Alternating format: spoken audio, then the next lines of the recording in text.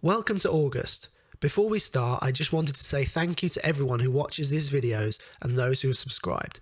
It is much appreciated and it's nice to see that people enjoy the content I put out. Now let's jump in and see what this month has in store. First up, we have Thronefall, the latest in the trend of minimalist city builders that looks to strip back some of the complexity and allow for a more streamlined game and shorter playtime. I'm all for this trend, and Thronefall in particular stands out due to its striking art style. Thronefall comes to Steam Early Access August 2nd.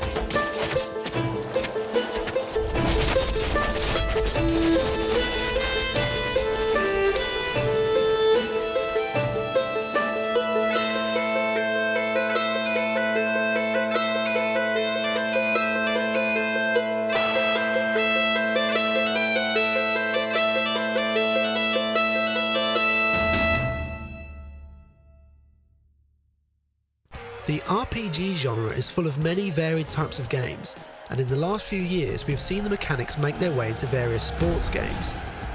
Welcome to WrestleQuest, a wrestling RPG. You will take on the role of a new wrestler making their way from aspiring rookie to world champ, and along the way you will meet various luminaries from the world of wrestling, such as Jake the Snake and Andre the Giant. From the footage shown, the game seems to capture the bombast of wrestling well, and it seems like a good fit for an RPG. WrestleQuest comes to all the consoles and PC August 8th. Support of legendary wrestling icons. Once they're on your side, those legends become extremely powerful allies. Enlist their help as managers to energize your team. Wield their awesome power moves to tilt the match in your favor and unleash your own brand of mayhem. So, get ready to begin your legendary journey because it's time for WrestleQuest! Ever fancied playing an RPG musical? Well, in Stray Gods, that is exactly what you will get to do. You play as Grace, who lives in a world where Greek gods live among the populace, and using your powers of musical persuasion, it is up to you to unravel the mystery behind the death of the last muse. Promising a choice-driven narrative and featuring some beautiful comic book style art, this game has a lot going for it. Stray Gods, the musical role-playing game, comes to all the consoles and PC August 10th. What do I do? Start singing. So sorry you had to be here for this. I'm in the dark too as you're hearing this. But someone is dead and I'm losing my head. Like the goat said, this is my time, time to shine. It's not a simple matter to kill an idol. You want answers? Fight for them. How could you throw that gauntlet at me? Could your heart shrivel any further? You abandoned me to a terrible fate. This is not about you. Enough! True magic is a different and older power. Ready to face the music? Only you can decide. Lost in a moment, lost in a song. Always looking out for me, Freddie. Best friends to the end, right? Lost in a moment, lost in a song. I wish I knew where I fit. Surely your life is just beginning. Lost in a moment. Very soon, Lost in a moment. the idols will be no more. Lost in a moment.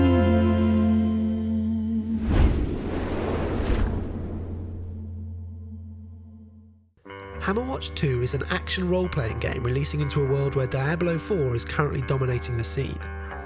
This game, though, goes for a more traditional approach, taking inspiration from the earlier Diablo games, allowing the player to focus on combat, loot, and character development. Looking to expand the world of Hammerwatch out of the dungeon, it promises a wide world to explore, with multiple classes, quests, and co-op.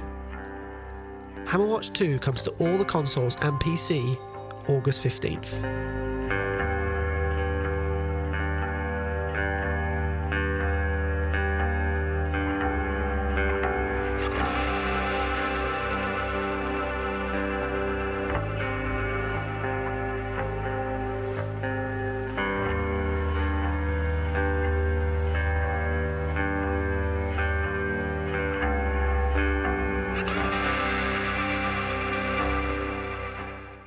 On Garde is looking to recreate the world of swashbuckling in game form. With the focus firmly on swordplay, you play as Adelaide de Voldar, battling guardsmen and noblemen as you parry and counter your way through environments, using tables, boxes or whatever you can lay your hands on to gain the upper hand. Combat feels good and responsive, although I have a few worries about fighting large groups of enemies, as it can get a bit messy, but that is something that can be tidied up. It's looking to be a colourful and fun time. On Garde comes to PC via Steam, August 16th. Next time. Count Duke, stop this nonsense now.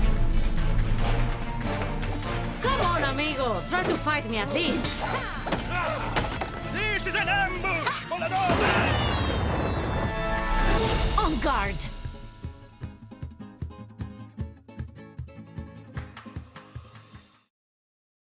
Our next game is one that looks to do something a bit different within the turn-based genre. Quasimorph is a turn-based extraction RPG that tasks you with taking on the role of a PMC using mercenaries to explore secret labs, space stations and ruins in order to find new technologies, abilities and items to help you grow more powerful. The kicker being, if your mercenary dies during operations, you lose everything they have found. So, do you extract with what you have now, or do you risk it to push on for the possibility of finding more powerful loot?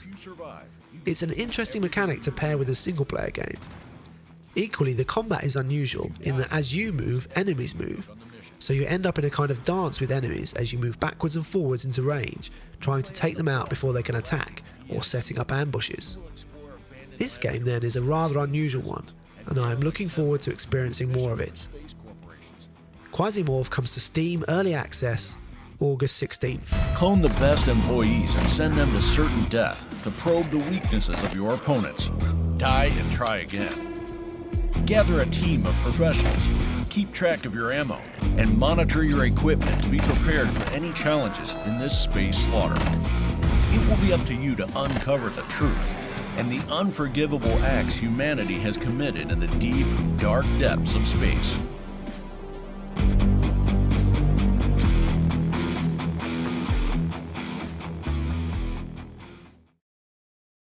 Book of Hours is billed as a narrative crafting RPG set in the 1930s, where the player is tasked with restoring a crumbling library. A big pull for me with this title is the overall vibe. I'm very on board with playing a game in this setting, and I like the idea of a title based around organising books. I will say I have some concerns about the UI, as it does look a bit cluttered, but hopefully the game is intuitive enough to allay those concerns. Book of Hours comes to PC via Steam, August 17th.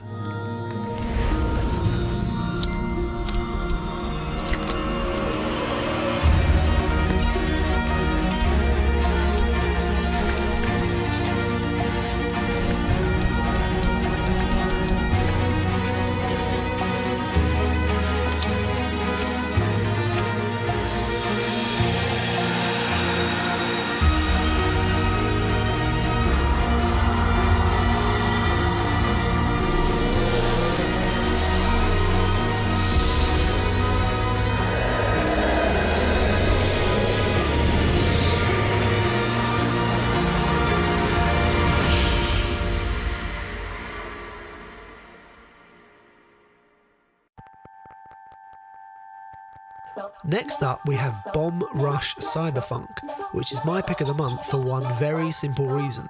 It's a spiritual successor to Jet Set Radio. I'm a huge fan of Sega's skating and graffiti game, and Bomb Rush Cyberfunk looks to try and capture some of the magic of that title. It looks to follow the same blueprint as Jet Set Radio, with you skating around the world battling cops and rival crews as you seek to conquer the 5 boroughs. It has a similar style and the bombastic sound you would want from a spiritual successor, and I can't wait to play it. Bomb Rush Cyberfunk comes to all the consoles and PC, August 18th. Oh, City King. The streets just got a whole lot more interesting. I might even go check him out myself. Now, I don't think he'll be alone for long. He'll gather up a bunch of like-minded fools in no time. That's if the military police don't take him out first. This is War in Style. Let the record spin.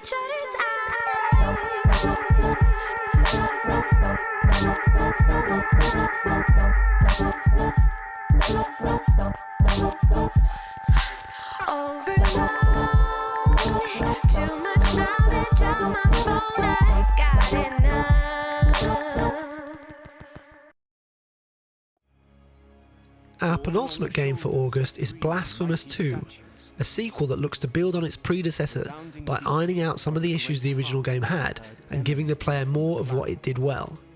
Additionally, the game promises more customization, new weapons, and bigger and better bosses to fight.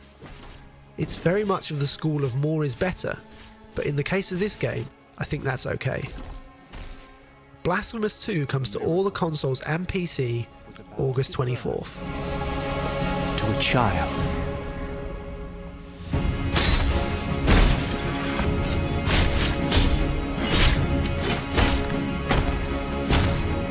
A symbol in which all our faiths, pleas and hopes might be united in communion.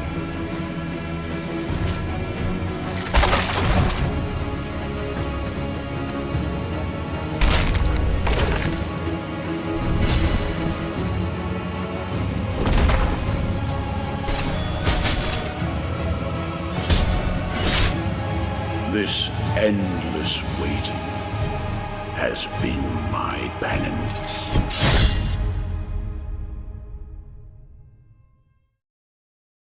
Finally for August we have Sea of Stars, a turn-based JRPG that takes inspiration from the classics of the genre whilst looking to bring in some modernisation. Playing as two children of the solstice, you journey through the world with the ultimate goal of defeating the Fleshmancer. Combat takes a page from the Mario RPG book, allowing you to boost attacks and defences through button presses. The game sports a wonderful pixel art style, and gameplay has a nice balance of fighting, exploring and puzzling to it. It's shaping up to be a classic of the genre. Sea of Stars comes to all the consoles, Game Pass and PC August 29th.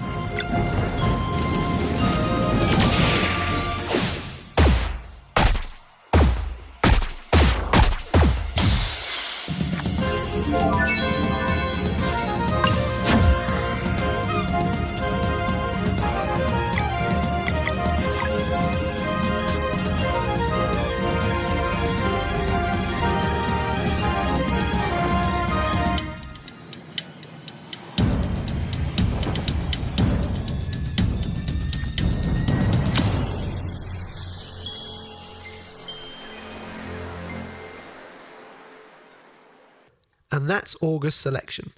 As always, let me know your favourites in the comments below, or if you think I've missed anything.